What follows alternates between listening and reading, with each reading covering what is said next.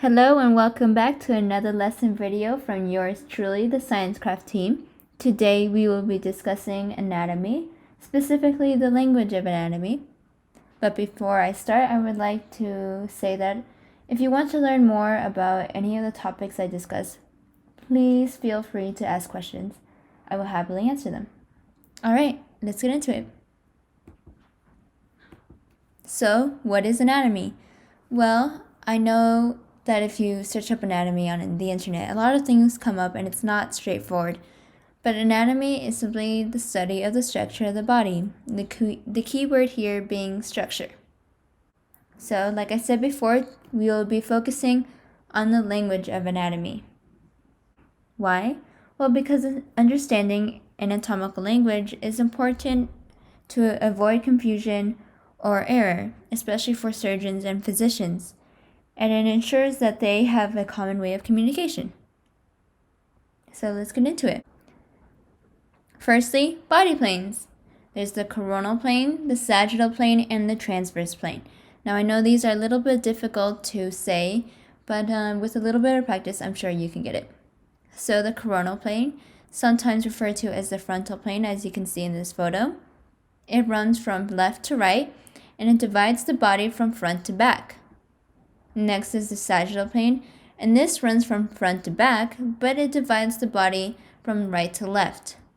And finally, unlike the frontal and sagittal plane, the transverse plane is a horizontal plane, and this divides the body from upper and lower parts. Next, directional terms. So directional terms describe the positions of structures. This is not as important as the other stuff I'm going to say, but the position you see right here in this photo is called the anatomical position. For humans, like here, it is upright and palms out. Just an additional fact. So we have superior, inferior, anterior, and posterior. You can also say cranial, caudal, ventral, and dorsal, but those are mostly used when you're referring to animals. So if you're a veterinarian, you would use those, but human doctors, I guess I would say, you would use superior, inferior, anterior, and posterior. Now, superior is referring to toward the head, like this arrow shows, and inferior is the opposite. It would be away from the head. And if you're more comfortable with using these words, then go ahead and use those. If you really want to push yourself, then use these words. Okay, so next, anterior and posterior. Anterior is the front. For example, the kneecap, right here, is located on the anterior side of the leg, the front of the leg. The opposite of that is posterior. You probably heard this before, and it refers to the back. So the shoulder blades, you can't see them because they're on the posterior side of the body, the back side. Okay, so continuing directional terms. Medial is toward the midline of the body. Lateral is away from the midline of the body. So if this is the sagittal plane, medial would be getting closer to or right at the sagittal plane, but you wouldn't be saying that. So you would say medial, or like I said before, if you're not comfortable with that, then use toward the midline. Lateral, like I said before, is the opposite. Then we have proximal and distal.